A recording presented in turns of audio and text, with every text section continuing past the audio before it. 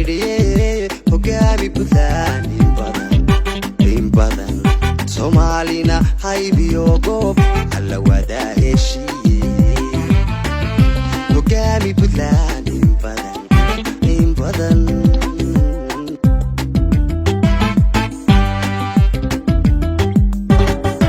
adada furay hananka isbiyada horseeday adahi milada lahayo bada boys balyan ku nidhiye hogaami Puntland in badan Soomaalina haybiyo goob alla wada heshiiye hogaami Puntland in badan taniyo in badan hogaami Puntland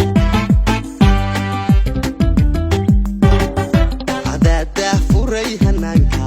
isbiyada horseeday adahi milada lahayo